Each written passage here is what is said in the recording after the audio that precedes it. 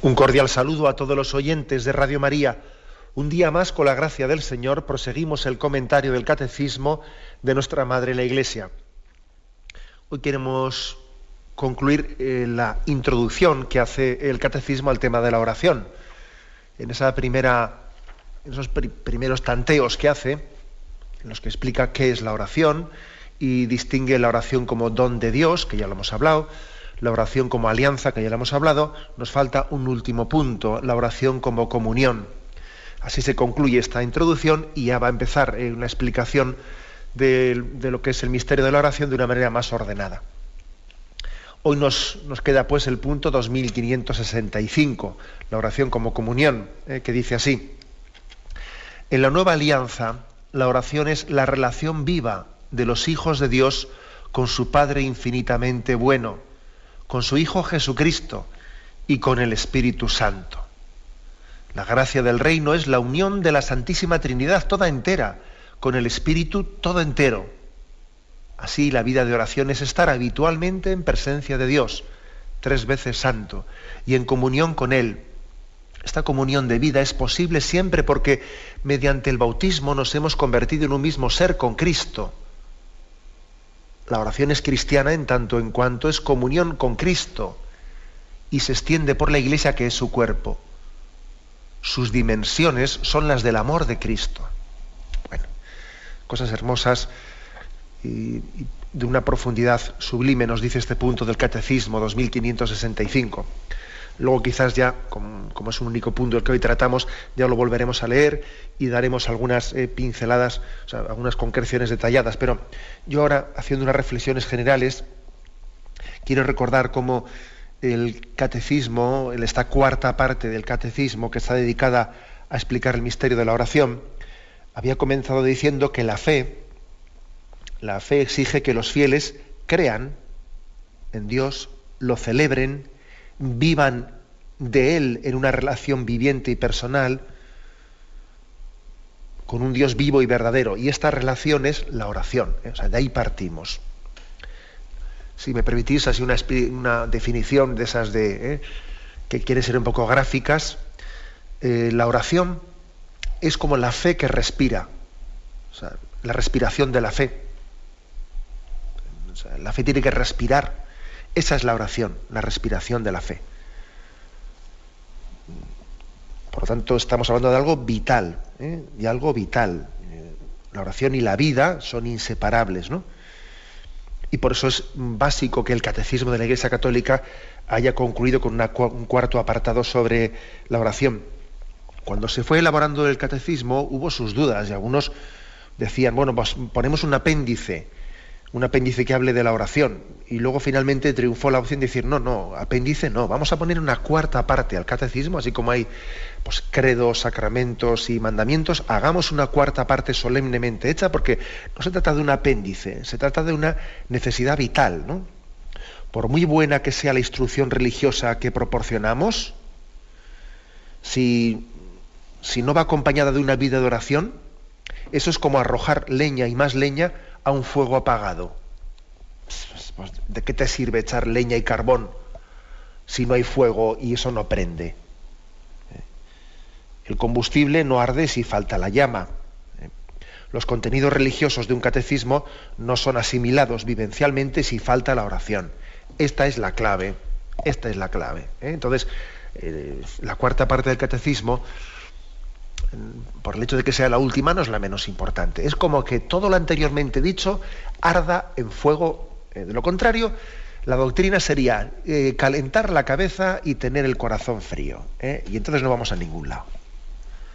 Calentar la cabeza y tener el corazón frío. Si aquel que entienda mucho de doctrina y de credo es el que tiene, ¿no? Pues la cabeza caliente, corazón frío y pies fríos también, ¿no?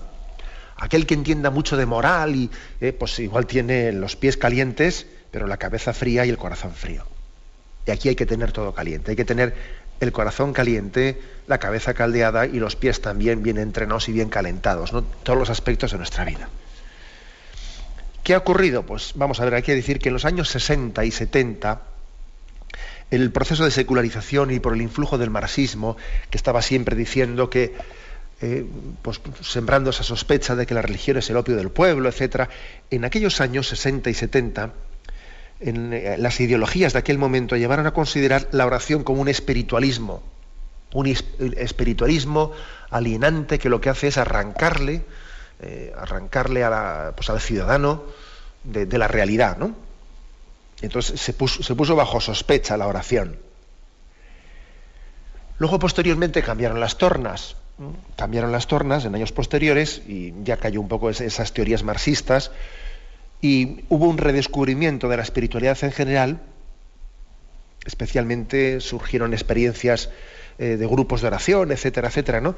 Existió como un revivir, ¿no? Un renacer del aprecio, no sé si de la práctica, pero bueno, del aprecio por la espiritualidad. Y es curioso, pues, ver cómo los monasterios comenzaron a ser visitados, y mucha gente, pues, amaba el acercarse, amaba o ha valorado, ¿no?, el acercarse, pues, a la hospedería de unos monjes, escuchar gregoriano, etcétera, etcétera. O sea, hubo como una especie de redescubrimiento del valor de la espiritualidad, pero con sus riesgos también, con sus riesgos, porque también eso hay que saber orientarlo y hay que saber educarlo. Si uno no canaliza esto adecuadamente, pues pierde lo que es la genuina oración cristiana, y confunde oración cristiana con una especie de búsquedas, pues yo qué sé, ¿no?, de técnicas de relajación o cosas por el estilo. Y eso también ha ocurrido. Es decir, que igual hemos pasado del riesgo de rechazar frontalmente la oración desde unas concepciones puramente materialistas y moralistas, a sí apreciar la oración, pero no celebrarla, o sea, no vivirla en el sentido cristiano de la palabra, sino haberla confundido, pues, como en esta espiritualidad de la nueva era, con una especie de consumo privado de bienestar interior. Y la oración no es una búsqueda de bienestar interior como si fuese algo que saliese de ti, como unas técnicas interiores. No tiene nada que ver. Por eso es tan importante que no solo en teoría apreciemos qué es la oración, sino que luego que aprendamos, ¿no?, que se nos dé una educación profunda sobre cómo orar. La Iglesia quiere ser también madre y maestra de oración. También hay, pues, otros errores bastante difundidos que han existido, ¿no? Pues a veces yo diría que ha habido errores de dos tipos. Unos en los que se ha reducido la oración a algo muy formal. Hacer oración es tener un único momento, y en este momento yo rezo, y eso está como desconectado del resto de la jornada, ¿no? Aquí yo tengo mi rato de oración, y luego el resto de la jornada estamos inmersos en las actividades profanas y separados de Dios. Es como si entendiésemos que la oración es un capítulo aparte de nuestra vida, muy desconectado del resto de la vida. Es un error. El error contrario es el que viene a manifestar que, bueno, Dios está presente en todo, por lo tanto, todo es oración, no hay que estar dedicando momentos especiales a estar con Él, sino que todo es oración. Es una especie de falso misticismo, ¿no? O sea, yo creo que hay como dos errores. El formalismo, que pretende decir, yo tengo oración de 8:20 a 8:35, ¿no? Y luego el resto de la vida, pues es la vida, la vida. Por visto, la oración no es otra cosa, ¿no? Y el error contrario está en un falso misticismo de decir, no, si Dios está en todo, Dios lo llena todo, ¿no? En Él vivimos, nos movemos y existimos, y por lo tanto todo es oración, ¿no? Y claro, hay que decir, mira, un momento, no te autoengañes, efectivamente Dios está presente en todo, y de alguna manera Él está unido con todo hombre, ¿no? Eso lo dice el Concilio Vaticano II, que Cristo se ha unido en cierto modo con todo hombre. Cristo se ha unido en cierto modo con toda la creación, con toda la situación humana. Cristo está presente allí donde el hombre está. Cualquier cosa que a nosotros nos ocurre no es ajena a Él. Él está en toda nuestra vida, en nuestra existencia, en los avatares de la historia. Él se ha unido, sí, esto es verdad, pero, ojo, no nos engañemos. Esa es una sacramentalidad de presencia de Dios y de presencia de Cristo en la historia que tiene diversos grados. Entonces, Dios no se comunica de la misma forma en todos los niveles. No, hay grados muy distintos, ¿no? Por ejemplo, no es lo mismo el grado de presencia que tiene Cristo pues, en la Eucaristía con el grado de presencia que tiene, pues no sé, pues en la historia. No. Por eso, el hecho de que digamos que Dios está presente en toda nuestra vida y en toda la creación, eso no quita para que haya momentos de especial intensidad en la comunicación con Él. Esto es importante, ¿no? Hay que desenmascarar, pues, las dos cosas, ¿no? Que yo creo que aquí se ha pecado en las visiones más tradicionalistas, pues de reducir la oración a un formalismo, y fuera de ello ya comienza una vida religiosa y vida profana, ¿no? Y en estas visiones, yo diría, falsamente misticistas del modernismo, pues se pretende decir que con la excusa de que Dios está en todo, pues resulta que no terminamos de estar con Él en concreto y particularmente nunca. O sea, mira, si todo es oración, nada es oración. Si todo es sacramento, nada es sacramento. O sea, claro que en un sentido difuso se podría decir que también el mundo es sacramento de la presencia de Dios. Sí, de acuerdo, vale, pero después Dios Padre nos envió a Cristo como sacramento suyo y Cristo nos fundó 7 sacramentos que son los conductos de gracia. O sea, entonces no nos refugiemos en palabras abstractas, ¿no?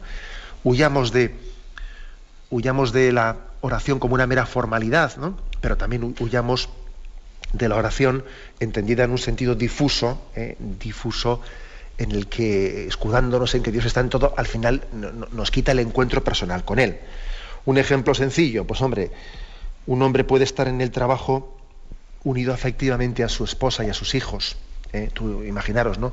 Alguien, seguro que ahora me está oyendo alguien que está en alguna oficina y él siempre tiene en su corazón, incluso igual tiene ahí en su despacho, ahí tiene puesto pues una foto de su mujer y sus hijos, y aunque esté trabajando en el banco o lo que sea, su corazón está unido afectivamente a su mujer y a sus hijos.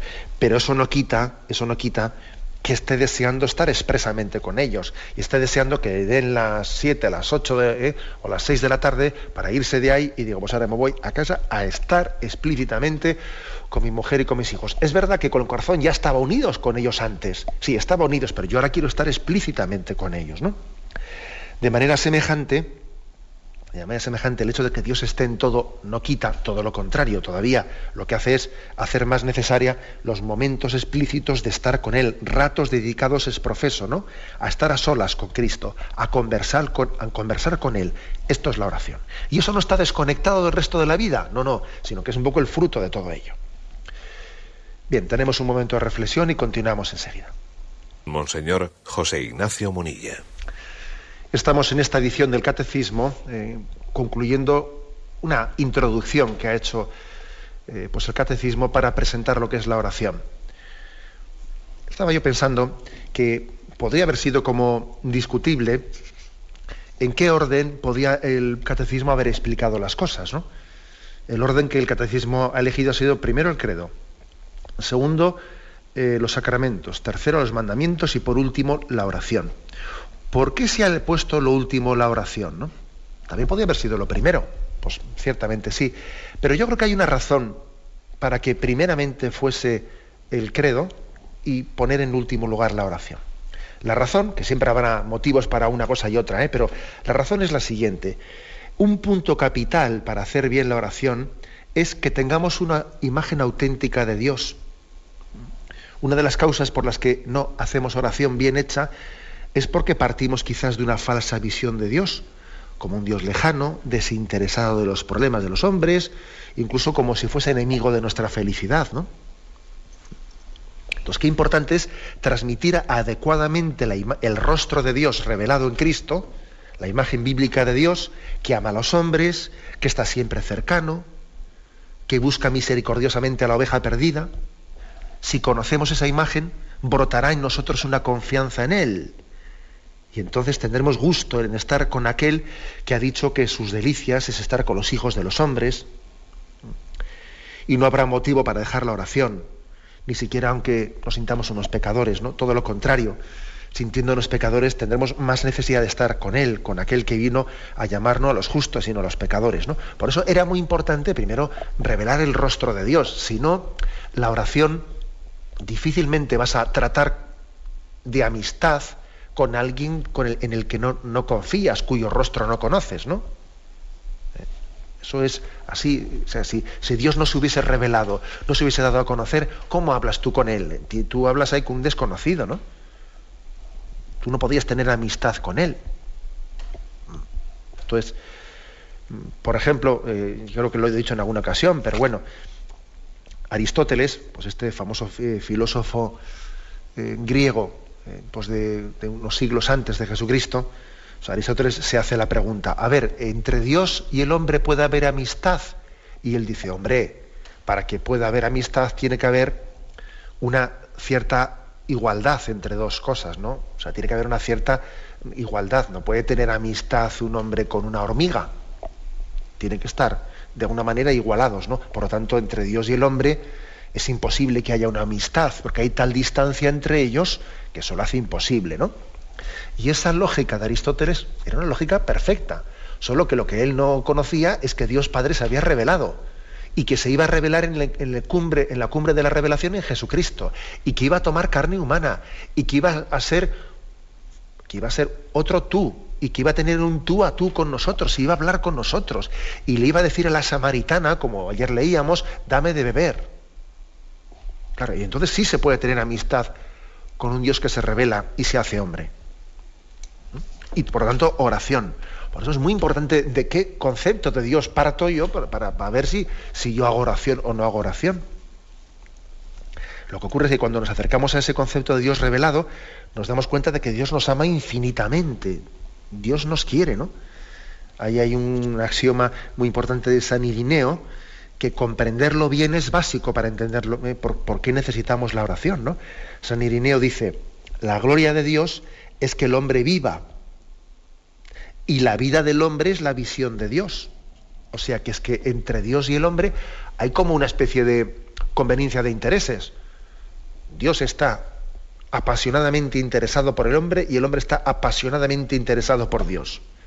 No son dos cosas que no se interesen, no, todo lo contrario, ¿no? Repito la frase de San Irineo: la gloria de Dios es que el hombre viva, y la vida del hombre es la visión de Dios. Entonces nosotros buscamos la vida, y el hombre que busca vivir y vivir con intensidad para saciar sus ansias de verdad, de amor, de libertad, se da cuenta que solo Dios le puede alcanzar esa plenitud. Por tanto, la vida espiritual en general y la oración en particular se convierten en algo gozoso, ¿no? Resulta, fíjate, que la oración encaja, le da plenitud a mi deseo, ¿no? A mi deseo de felicidad. Porque la vida del hombre es la visión de Dios, la felicidad plena. Desde esta perspectiva, la oración se enmarca en la pasión por la vida. Es la pasión por la vida. Todos estamos llamados a tener pasión por la vida. Y cuando entendemos que Jesucristo es la vida, con mayúsculas, y la resurrección, entonces nos damos cuenta que la oración es como el respirar, la pasión por la vida, ¿no? Juan Pablo II, en aquel encuentro maravilloso que tuvo con los jóvenes en Santiago de Compostela, en las Jornadas Mundiales de la Juventud, en el Monte del Gozo, les decía lo siguiente, ¿no? Cristo es la vida. Estoy seguro de que cada uno de vosotros ama la vida, no la muerte.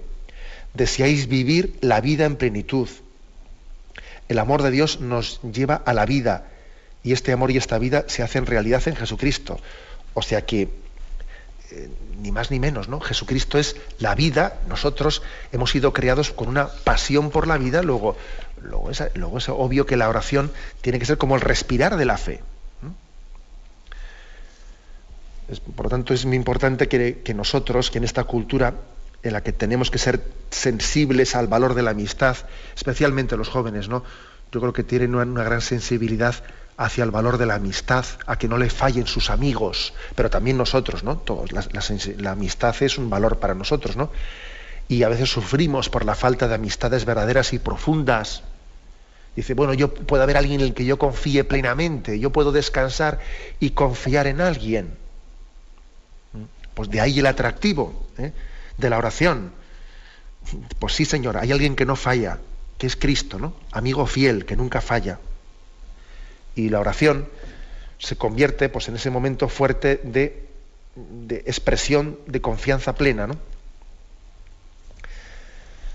Por lo tanto, es muy importante el anuncio del rostro de Dios, como alguien vivo, no únicamente como una presentación de un modelo histórico, que a veces se ha dicho por ahí mucho. A ver, lo importante del Evangelio, lo importante del cristianismo es los valores del Evangelio. Lo importante no es tanto rezar o hablar de Jesucristo. No, lo importante son los valores, ser buena persona, ser no sé qué. Bueno, un momento que ya estamos un poco hartitos de ese discurso.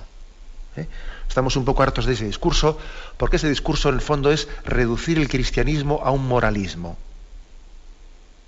Lo importante, lo esencial, lo central del cristianismo es el encuentro con Cristo vivo.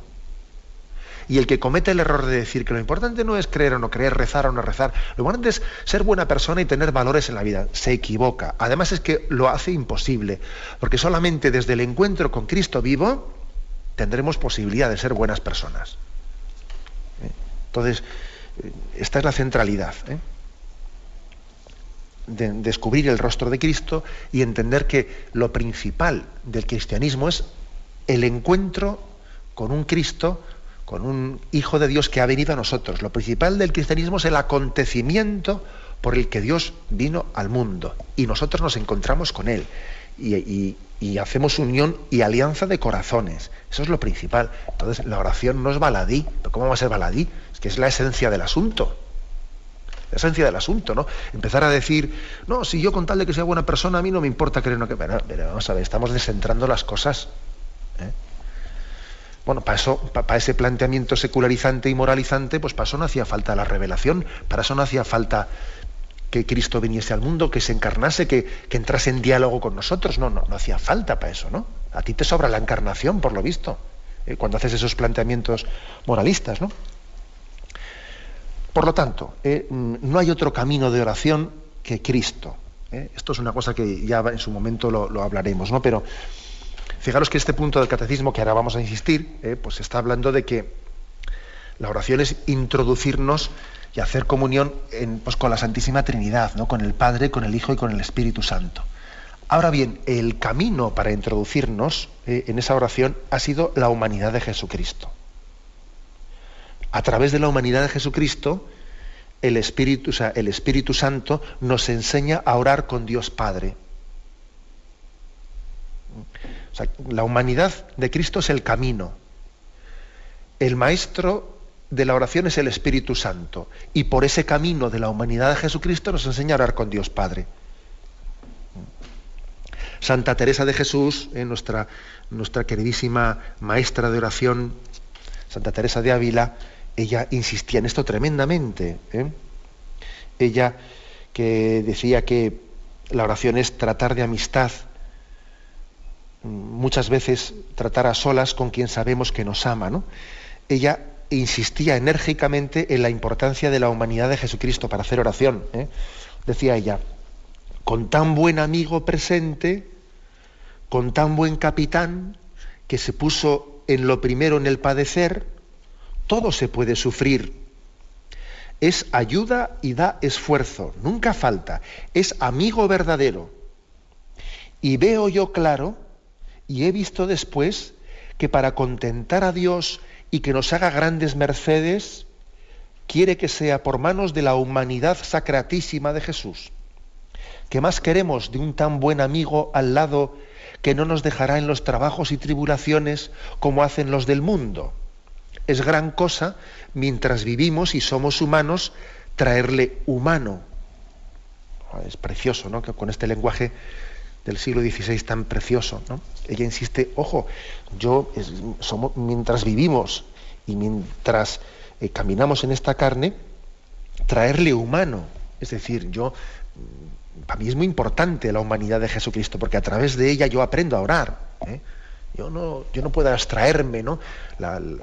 Esto, por ejemplo, que hay de aquí Santa Teresa, esto es incompatible con estas teorías abstractas de la nueva era, que aquí la oración ahora es conseguir el vacío mental, a ver si llegamos a un vacío interior en el que no pensemos en nada, y entonces, no, eso no tiene nada que ver con la oración cristiana.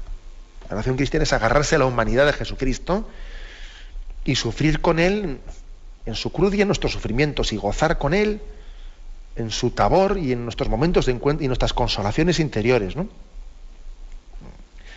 Fijaros lo que dice, ¿no? El Papa cuando vino a España, y allí en el año 82, Juan Pablo II, en aquel encuentro impresionante, ¿no?, tuvo una homilía en Ávila. Claro, estaba en Ávila, estaba en el lugar de la escuela de la oración de Santa Teresa, ¿no? Allí él tuvo una homilía diciendo cosas tan actuales frente a esta especie de formaciones de la oración a las que me estoy refiriendo, que estoy denunciando, ¿no?, de esa especie de búsqueda de la nueva era, bajo la capa de la nueva era de los vacíos interiores, etcétera. Fijaros lo que dijo Juan Pablo II. Teresa reaccionó contra los libros que proponían la contemplación como un vago engolfarse en la divinidad o como un no pensar en nada, viendo en ello un peligro de replegarse sobre uno mismo, de apartarse de Jesús, del cual nos vienen todos los bienes. De aquí su grito: apartarse de Cristo no lo puedo sufrir. Este grito vale también en nuestros días contra algunas técnicas de oración que no se inspiran en el Evangelio y que prácticamente tienden a prescindir de Cristo en favor de un vacío mental que dentro del cristianismo no tiene sentido. Toma ya, como se dice. No se puede hablar más claro. Son palabras de Juan Pablo II en el año 1982, en Ávila, hablando en el lugar en el que Santa Teresa, maestra de oración, nos dijo: agarrémonos a Cristo como el camino para llegar al Padre, y en él vamos a encontrar la plenitud, la escuela de la oración. Bien, tenemos un momento de reflexión y continuaremos enseguida. Proyecto evangelizador, Radio María. Sabedores del amor que la Madre ha expresado en su radio, queremos transmitiros nuestra esperanza en la consolidación misionera de nuestra emisora en España, fruto del gran proyecto mundial emprendido hace más de 20 años en Italia. Caminamos ya hacia un nuevo año litúrgico que en Adviento cobrará un sentido profundo de conversión. Participa con nosotros para que los nuevos espacios que habéis demandado fructifiquen. Solo así podremos ir modelando la programación más exigente a la medida del momento concreto que vivimos. Ingresa tu aportación en cualquier sucursal del Banco.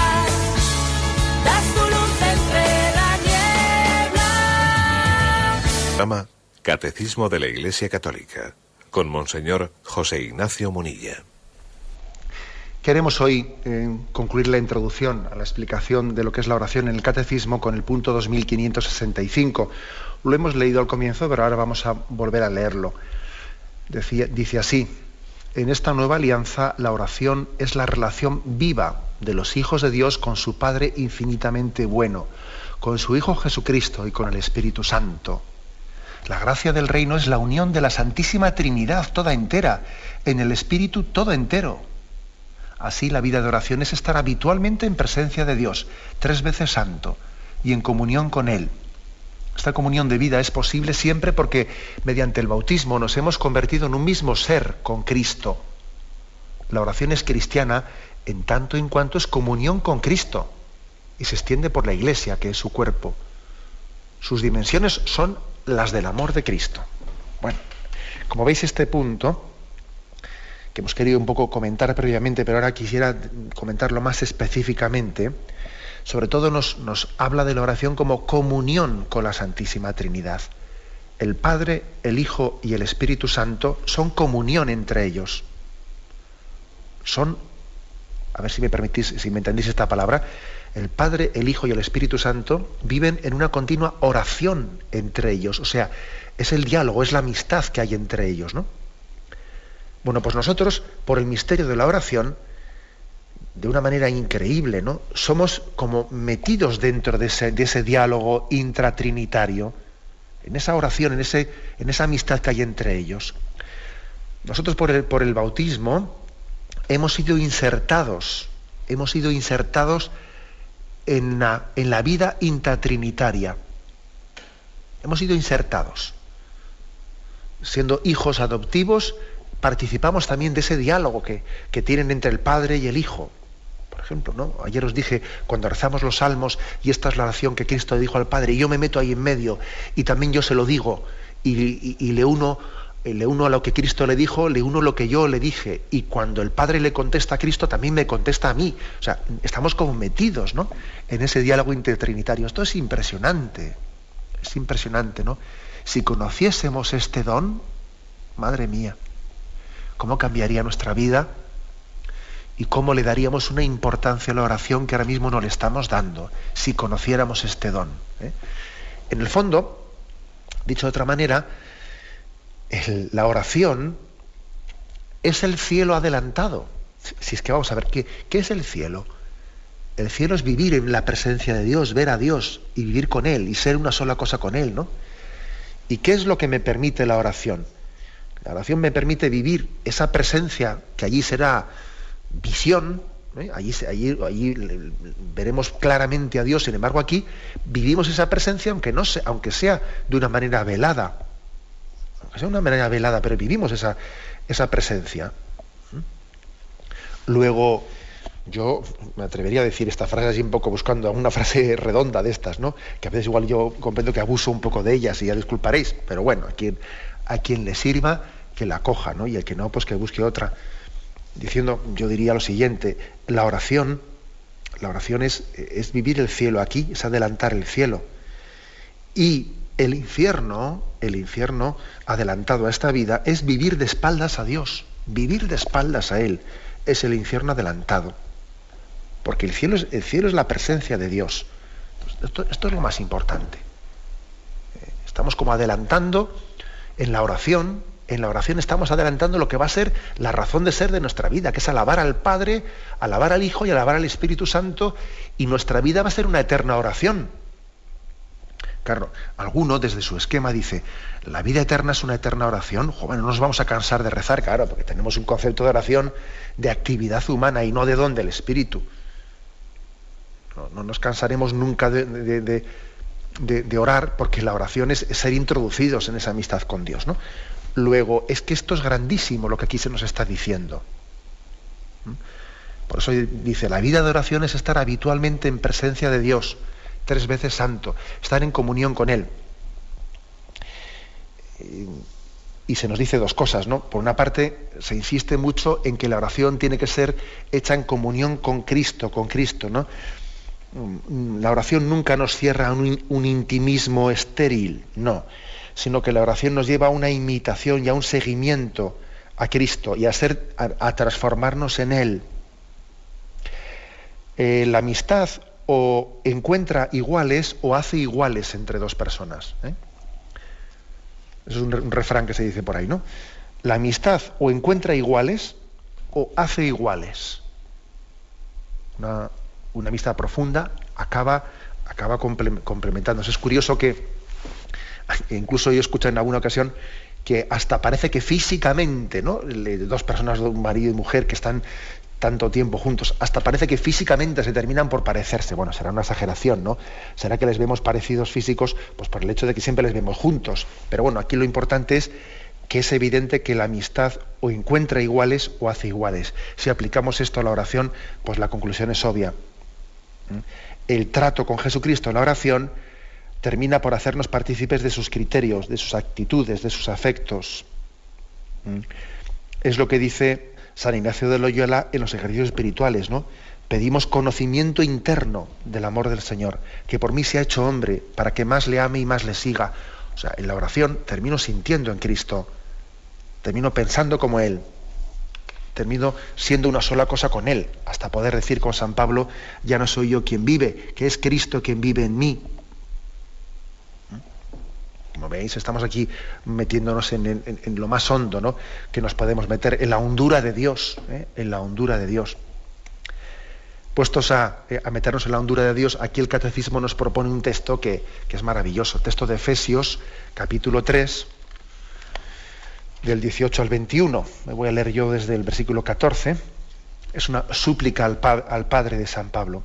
Y fijaros que el Catecismo lo cita diciendo que las dimensiones de la oración son las dimensiones del amor de Cristo. Y dice así: por todo lo cual, Me pongo de rodillas ante el Padre, origen de toda paternidad, tanto en el cielo como en la tierra, y le pido que conforme a la riqueza de su gloria, su espíritu os llene de fuerza y de energía hasta lo más íntimo de vuestro ser.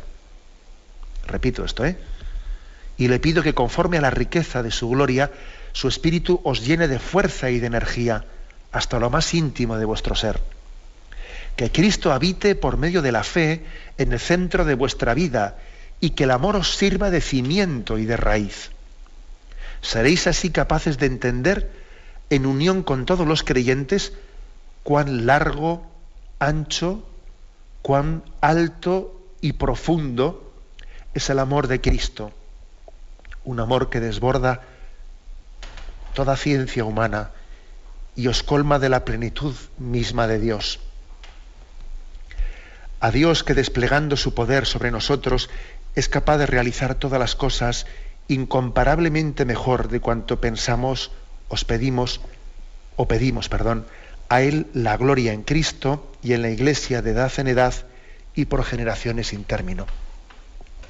Es un texto maravilloso en el que San Pablo nos está dando a entender que al haber sido incorporados a Cristo, por el bautismo, por la redención de Cristo, hemos entrado en el misterio de Dios. Fijaros en el versículo 18, seréis así capaces de entender en unión con todos los creyentes cuán largo y ancho, cuán alto y profundo es el amor de Cristo. Yo cada vez que he leído este texto, te quedas como queriendo decir, ¿qué nos quiere decir San Pablo con estas 4 palabras, ¿no? Largo y ancho, alto y profundo. Habla como de 4 dimensiones. Y es como una especie, a mí por lo menos me sugiere, ¿no? Así como nosotros decimos que la realidad, desde la perspectiva de esta vida, tiene 3 dimensiones, ¿no? Largo, por ancho y por alto, son 3 dimensiones. En esta vida estamos en 3 dimensiones, ¿no? Sin embargo, en la oración nos adentra en otra dimensión más profunda, ¿no? Por eso aquí habla de 4 dimensiones, ¿no? Dice lo largo, lo ancho, lo alto y lo profundo del amor de Cristo. O sea, es decir, la oración nos permite ver más allá de las cosas. Es vivir en esta vida, pero con una capacidad de comprensión de ella que solamente el que respira en la fe, en la oración, es capaz de recibir de Dios. Es un instinto sobrenatural el que Dios nos da en la oración, capaz de entender el misterio de la vida desde los ojos de Dios. Desde los ojos de Dios, ¿no? Qué dura es la vida cuando no se le encuentra su sentido, ¿no? Cuando uno se dedica sencillamente a vivir, a tirar para adelante, pues nada, no consume y calla y tira para adelante, y ahora que toca esto, toca trabajar, toca no sé qué, madre mía, pero no habrá una puerta abierta para introducirnos en el misterio. Sí, esa puerta abierta está abierta en el corazón de Cristo. Y desde el corazón de Cristo, a través de la oración, nos introducimos en el misterio de Dios. Y al conocer a Dios, conocemos el sentido de la existencia. Nos conocemos a nosotros mismos al conocer a Cristo. En Cristo yo me conozco. Sin Cristo yo soy un perfecto desconocido para mí mismo. Ojo, que esto puede ocurrir, que uno sea un perfecto desconocido para sí mismo. Y al conocer a Cristo, nos conocemos. Olvidándote de ti mismo y haciendo oración, y fijándote en Cristo, fijando en Él tus ojos, conoces tu vida y el misterio de la existencia. Por eso repito esta expresión tan conmovedora, ¿no? En unión con todos los creyentes conoceremos cuán largo y ancho, cuán alto y profundo es el amor de Cristo manifestado en Él. Bueno, y además tengamos en cuenta una cosa, que la oración, si alguno puede pensar, ¿no? Porque el tema de hoy nos ha tocado pues un tema que uno dice, bueno, esto es muy místico, la oración como comunión, esta es una especie de reflexiones místicas que te separan del mundo, no, en absoluto, ¿no? La amistad con Cristo nos envía una misión en el mundo, es una misión. También, parafraseando a San Ignacio de Loyola, en sus ejercicios espirituales, ¿no? Después de que él ha pedido conocimiento interno del amor de Cristo, esa unión íntima de oración, pues luego viene esa reflexión que él hace con respecto a la meditación del Rey Eterno, ¿no? Allí dice, ver a Cristo nuestro Señor Rey Eterno y delante de él todo el universo mundo, al cual y a cada uno en particular llama y dice: mi voluntad es de conquistar todo el mundo y todos los enemigos, y así entrar en la gloria de mi Padre. Por tanto, quien quisiere venir conmigo ha de trabajar conmigo, porque siguiéndome en plena comunión, también me siga en la gloria. Es decir, que la oración no es un sacarnos del mundo, todo lo contrario, es meternos en la dimensión del mundo que sin la oración no lo entendemos, ¿no? Y es ver que desde la oración Cristo nos hace una llamada para participar en su batalla, en la batalla de la evangelización, hasta que Cristo reine, ¿no?, en todos. Es construir un mundo en Cristo, con Él y en Él. No solo para bien mío, sino para bien de toda la humanidad. Es abrirnos las perspectivas, es ensanchar los horizontes. La oración, lejos de ser una especie de refugio, de evasión, todo lo contrario. Es abrir los horizontes, abrir las ventanas y hacernos y sentirnos enviados por Cristo con la fuerza del Espíritu Santo, pues para comunicar al mundo la fuerza del amor de Dios, ¿no?, su gran noticia. Lo dejamos aquí. Hemos concluido hoy la explicación del punto 2565. Y ahora damos paso a la intervención de los oyentes. Podéis llamar para formular vuestras preguntas al teléfono 917-107-700. 917-107-700.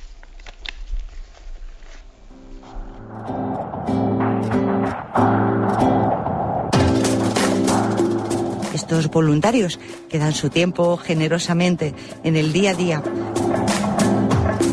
Un cordial saludo a todos los oyentes de Radio María. Un día más, con la gracia del Señor, proseguimos el comentario del Catecismo de nuestra Madre la Iglesia.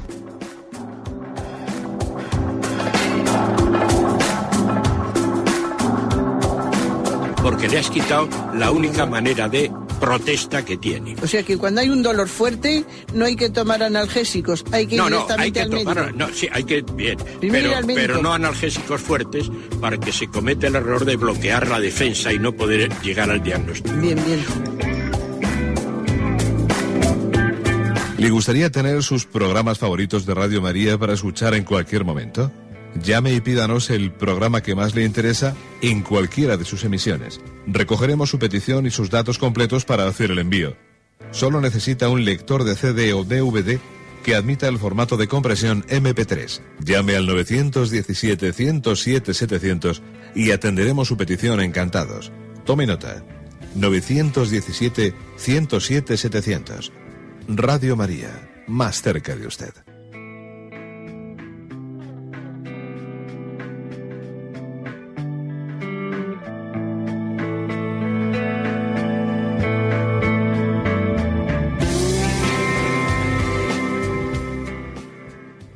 Ahora vamos a dar paso a los oyentes. Buenos días, ¿con quién hablamos? Buenos días. Sí, le escuchamos. Monseñor, yo quería felicitarlo por todo lo que está hablando de la oración, pero en verdad quiero hacerle una pregunta porque yo llevo ya tiempo trabajando, porque no voy a decir usando, por querer vivir la presencia de Dios durante todo el día. ¿Qué puedo hacer? Bueno, pues yo creo, miren, tendremos ocasión de irlo explicando, ¿no? Yo creo que es importante que usted tenga su tiempo de oración ordenado, regulado, etcétera, y luego con respecto a qué tenemos que hacer para intentar vivir en presencia de Dios, yo creo que también hay que estar vigilante para ver en nuestro corazón qué es lo que nos suele robar las preocupaciones, porque claro, si por ejemplo a veces las distracciones pueden ser, digamos, sin importancia mayor. Hay distracciones que lo único que vienen a reflejar es que estamos, que tenemos una imaginación muy viva y es muy difícil contenerla, ¿no?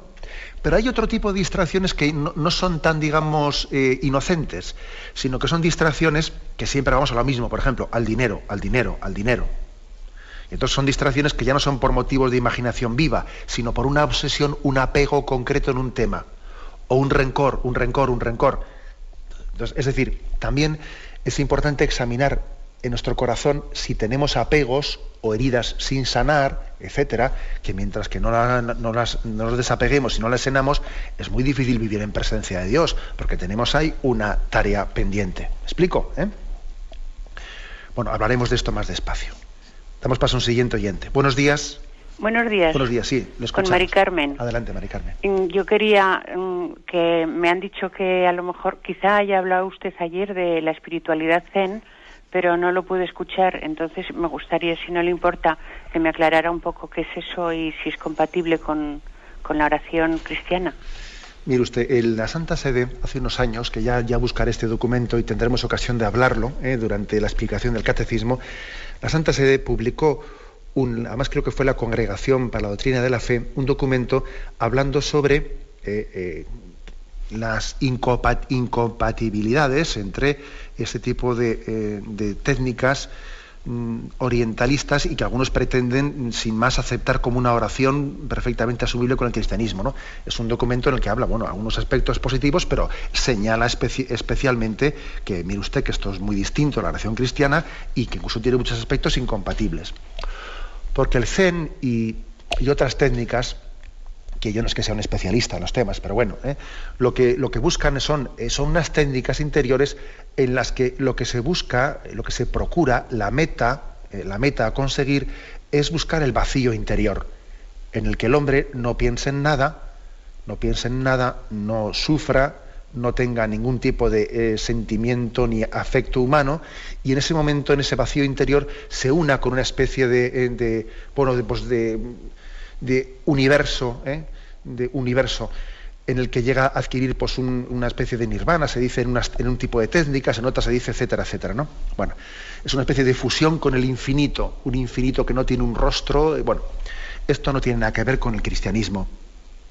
Nosotros cuando oramos no es que intentemos quedarnos con la mente en blanco, no. Lo que intentamos es ponerlo todo en Cristo y decirle: Señor, mis sufrimientos los uno a tu cruz, mis alegrías las comparto contigo como tú las compartiste conmigo, ¿no? O sea, yo creo que la gran diferencia es que la oración cristiana es un diálogo de amistad con Cristo, mientras que esas técnicas pues no tienen un diálogo con alguien, sino que son unas técnicas de relajaciones y unas técnicas interiores de autodominios de las imaginaciones y de no sé qué. Pero mire usted, eso no es oración, es otra cosa, ¿eh? Adelante, vamos a un siguiente oyente. Buenos días. Hola, buenos días. Buenos días, sí, le escuchamos. Bueno, en parte ya me ha contestado con la pregunta anterior. Yo tengo personalmente algunas dificultades, ¿no? Cuando me dispongo a orar, y es que no encuentro el punto medio entre el formulismo, o sea, rezar las oraciones tradicionales de toda la vida y esto que se acaba de comentar de buscar el vacío, de relajarse y no pensar en nada y oír los ruidos externos y no sé qué para empezar esto no me ha funcionado nunca. Y entonces pues tengo la sensación de que no lo hago bien. De acuerdo. Me parece muy interesante lo que ha dicho la oyente, ¿eh? Me parece muy interesante. Yo veo que no tengo un punto medio entre o hacer las oraciones mecánicamente en plan formulista o pues quizás por influjos que he tenido, o ponerme a hacer ahí oración como quedándome en el vacío, que parece que estoy haciendo más una técnica de relajación que parece que no tengo punto medio entre ello. Muy interesante esa percepción, porque en el fondo lo que la oyente viene a decir es que no hemos sido educados en una oración mental, en cómo hacer una oración mental, en cómo ponerme en presencia. Yo creo que eso supone también, ¿no? Pues, hombre, durante el catecismo lo iremos explicando, pero yo también me atrevo a decir ahora, pues la importancia de decir, a ver, busquemos, por ejemplo, una metodología, cada uno que la vaya haciendo. Ahora no lo voy a explicar de prisa y corriendo, pero uno dice, sí, vamos a ver, me pongo delante del Señor, voy a coger el Evangelio del día, lo leo. Después de leerlo digo, Señor, ¿qué me dices en este texto? Y se lo agradezco, le bendigo por su palabra. Le pido que me dé la gracia, pues como por ejemplo Zaqueo se subió en el árbol para ver pasar a Jesús, que también yo le busque a Jesús por encima, que sin importarme lo que los demás digan de mí, etc. O sea, entro en un diálogo con Jesús. He puesto un ejemplo rápidamente dicho, ¿no? O sea, tenemos que ir buscando nuestra metodología de hacer oración. para que no caigamos en ese riesgo que dice el oyente, que o tengo una oración formulista exterior o me quedo allí en blanco, que parece que no sé si esto es el nirvana o qué es esto. O sea, que hay que tener una escuela de oración mental, una escuela con una metodología de, primero me pongo en presencia de Dios, segundo quizás ¿no? Pues leo un texto evangélico, comento que, Señor, ¿qué me quieres decir? Quizás también, Señor, gracias por tu palabra, o quizás escribo en un pequeño papel, si me distraigo, algunas reflexiones, Señor, gracias por tu palabra, etcétera. Me voy sujetando a un diálogo con Él. Tendremos ocasión de explicar esto más despacio. Aunque sea brevemente, damos paso a una última llamada. Buenos días. Buenos días, monseñor Munilla. Sí, adelante. Mire, simplemente ayer hicieron una pregunta sobre la oración en lenguas, y yo he estado en los carismáticos. Simplemente quería remitir a la primera a los Corintios, en el capítulo 13, después de donde el canto al amor, justamente dice, voy a hacer simplemente ya citar y simplemente dejarlo. Dice, porque el que habla en lenguas extrañas no habla a los hombres, sino a Dios. De hecho, ninguno le entiende, pues movido por el Espíritu dice cosas misteriosas. Pero el que profetiza habla a los hombres, los forma, los anima y los consuela. El que habla en lenguas extrañas se aprovecha a sí mismo, el que profetiza lo hace en beneficio de la Iglesia. Hermanos, si yo fuera a veros y os hablara en lenguas extrañas, ¿qué os aprovecharía? Absolutamente nada. Por tanto, el que hable en lenguas pida a Dios el don de interpretarlas, porque si rezo en lenguas, mi espíritu reza, pero mi entendimiento no saca fruto. ¿Qué debo hacer entonces? Debo orar con el espíritu, pero también con el entendimiento. Debo cantar con el espíritu, pero también con el entendimiento. Supongamos que se reúne toda la Iglesia y que todos hablan en lenguas extrañas. Si entra un simple fiel o un incrédulo, ¿no dirán que estáis locos? Pues si todos están hablando en nombre de Dios, ese simple fiel o incrédulo, por lo que oye a todos, puede eso. Pero si todos están hablando en nombre de Dios, ese simple fiel o incrédulo, lo que oye a todos, puede recapacitar, examinarse a sí mismo y convencerse de su pecado. Bien. Vamos a ver, creo que lo que usted nos lee sirve un poco también para apostillar el comentario que hicimos ayer, y también para decirles que cuando hagan una intervención tienen que ser un poco más breves, porque, en fin, no le he querido cortar máxime, estando usted leyendo la palabra de Dios, ¿cómo le voy a cortar? La palabra de Dios nos tiene que presidir, pero bueno, tenemos que intentar no tener esas intervenciones tan largas. Pero bueno, resumiendo lo que usted ha dicho, hay que poner en manos de la Iglesia los dones extraordinarios para que la Iglesia tenga un discernimiento. Es decir, para que no seamos engañados. Lo que dice San Pablo, ¿no? Yo subí a Jerusalén y me presenté a los apóstoles, no fuese que estuviese yo corriendo en vano. Es verdad que pueden existir y han existido y existen dones extraordinarios como dones de lenguas, pero siempre son dones extraordinarios que tienen que ser puestos en manos de la Iglesia. Y además, lo extraordinario no tiene nunca que eclipsar a la presencia de Dios en lo ordinario. O sea, resulta que tenemos a Cristo presente en la Eucaristía, realmente presente, que es sustancialmente en su cuerpo y su sangre, y eso tenía que ser para nosotros mucho más maravilloso que alguien tenga don de lenguas en una asamblea. O sea, nos tenía que impactar mucho más que Cristo está presente en el sagrario, que no que haya habido un fenómeno místico. Me explico, Creo que uno de los signos de autenticidad de los fenómenos místicos es que se quitan importancia a sí mismos. Es uno de los signos de autenticidad. Bien, pero bueno, yo creo que lo que usted ha leído de la palabra de Dios, pues es que se explica por ella misma.